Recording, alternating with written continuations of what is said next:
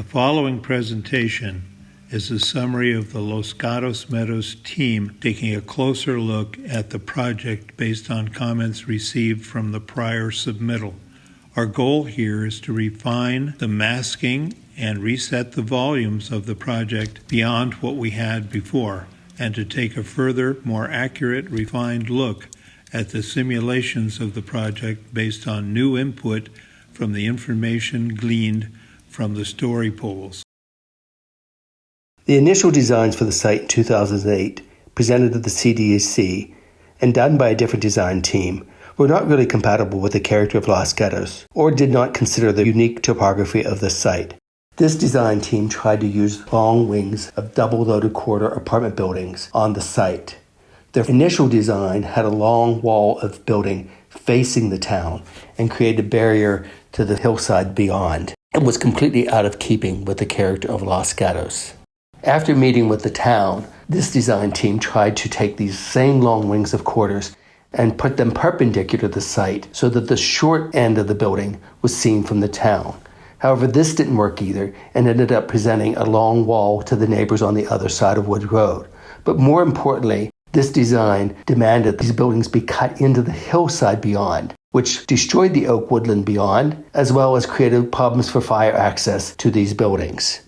Through this series of designs, it became apparent that long rows of double-loaded quarter buildings would never work on this site, and something needed to be created that would actually use the unique topography of the site and create a design that was compatible both with the topography and with the character of Los Gatos. In our initial design philosophy, we talked about biophilia and how that could be used as a design direction for the site. What biophilia really means is just taking the cues from nature and using those to set a design direction for the campus. As part of this was the development area. During our initial review, we were asked to increase the development area to minimize the visual impacts. In looking at this closer, we realized that increasing the area would push the buildings closer to the neighbors and wouldn't be, in the long run, the best way to proceed. So we have gone back and looked at increasing some of the building footprint inside that area, but not expanding the development pad. The other thing that influences the visual impact is the choice of colors, patterns, forms, and materials that we're using on the campus. We're using natural stone, wood look, weathered metal, and other natural materials on the exteriors of the buildings. In addition to that, we're using overhangs, balconies, and bays to break up the exterior of the building so it's not monolithic. In addition, by having a series of separate buildings, this also helps break up the campus or the view from the town. It actually allows you to see through the site to the oak woodlands beyond. The next image you see is the existing facility as seen from a key view on Main Street. Our goal is to take that view and enhance it. Thus, you see the next image of the story poles, which we put up some months ago, and those impacted the design we had at the time. Now, if you look at the next image, it's the proposed architecture, and we've taken the story pole positions, which we thought could be reduced. We've looked at the information coming from our dialogue with the community and the planning process, and we've revisioned what the building should look like based on all that information. And what you're going to see next is how that came about and how Jonathan, in his way of putting together the simulations, did a far more accurate depiction through more information from the drone and more information from his technical approach to how to put the visual order together. Next, you will see how he went through that process and how accurate and efficient it is. This is the existing view looking from Main Street towards the development. This is the view looking from Main Street, looking at the development after it is built. Okay, so our process begins with importing a Revit model that the architects prepare, and this model is built to scale. And in addition to the Revit model, we bring in what is referred to as a surface from the civil engineer, which is made using contours, showing what the final grade will be for the site itself that is surrounding the buildings and how it marries up to the surrounding existing grade. From there, what we've done is we've also imported several 3D models showing the surrounding context.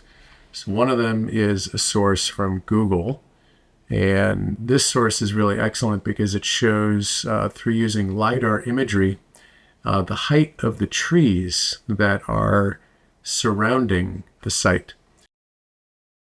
This geometry is all to scale, and it shows not only the topography and basic building geometry, but also where the existing trees are. From there, we then take the landscape design and place onto the site the remaining of the existing trees from the tree survey, as well as the landscape plan. Bringing these things all together gives us a very accurate depiction of how this development will integrate into the existing landscape. Next, we take the Revit model and the civil information and the landscape plan, and we insert it into a larger context model, which is derived from open source data and showing how the local context fits into the larger context. And you'll see that we have the topography of the surrounding hillsides, and you see the placement of the footprints of various buildings that are in Los Gatos. We then take information on where major tree locations are placed in the area and add them into the 3D model. This again comes from open source data, and we cross-reference it with the LiDAR information that comes from the Google Earth imagery. In addition to the information for the trees, we also have the various buildings are located in Los Gatos. We can then take photographs from different vantage points looking at the property, then match up the 3D building geometry and the terrain geometry so that we can be assured that what the camera is looking at matches up with the 3D model. We have references for where the facades are. We have references for where the terrain is, and we have references from the 3D model for where additional buildings up on the hillside are located. And so you can see here that we have the facades from the left side of the street lined up with the facades from the right side of the street matching up on 4 points. The building on the hill is lined up on these 2 points, and the ridge line follows the terrain both in the photograph and in the 3D model. And when all of these points line up, we can be assured that when we then show both where the new civil engineering, landscape and topography work will be done, along with where the building will sit, where the trees from the landscape plan are. And if we cross-reference that with the Google LiDAR imagery, we have a pretty comprehensive cross-referenced idea of what parts of the building will be visible from this location. The initial proposal in 2020, seen in this axonometric, shows 8 buildings on the campus that are fairly consistent in height and surrounding 2 courtyards. These buildings range from 3 stories to 4 stories at the front of the site to 5 stories in the back of the site. After initial review in 2021, we looked at those 2 buildings closest and most visible from the town and reduced those by 1 story. The front of the one building being reduced to 1 story and then still 5 stories behind, and the other building being reduced from 5 stories down to 4 stories. That faces towards Broadway. When we came back to look at the site after hearing more comments from the town, we looked at the visual impact of lowering all the buildings at the front of the campus to 3 and 4 stories. The center buildings seen from Wood Road are reduced to 3 stories. The building facing Broadway is reduced to 4 stories, and the buildings at the back of the site are raised to 5 and 6 stories. In further review via drones and through the visualization, we determined that none of the buildings towards Wood Road should be higher than they were initially, nor the buildings at the other edge of the campus should remain the same height, and the buildings at the front should be reduced. While trying to maintain the same number of units, we decided the best way to go would be to add a connector between the buildings on the upper side of each of the courtyards. These connectors could provide the additional units without going higher on most of the campus. That's the proposal you see in front of you today. So now it is 6 buildings, 3 in the back, and the other 4 buildings at the front of the site that are lower than they were initially. And you can see from the visualization, it really improves the visual impact on the town.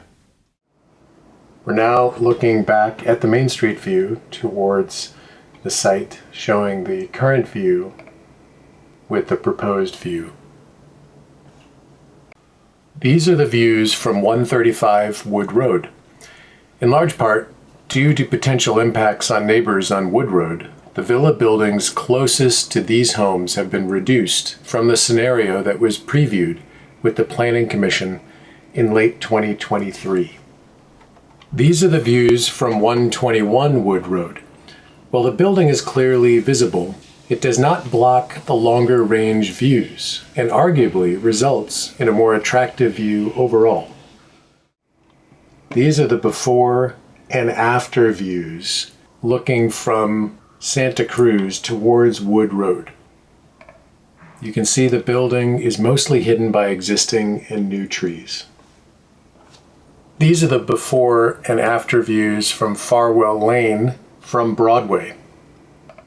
You can see there's not much of an impact, if anything, to this view. These are the before and after views from Tate Avenue. You can see there's very little impact to the existing view based on the current development design. Thank you for listening to our presentation. Our project team has been working diligently to respond to the visual impact of our project without compromising the environmental uniqueness of the site and our long-standing goal of maintaining a high-quality, valued, and feasible senior community. Incidentally, please note that we have updated the project information website. Find it on the main Front Porch website at frontporch.net. Thank you.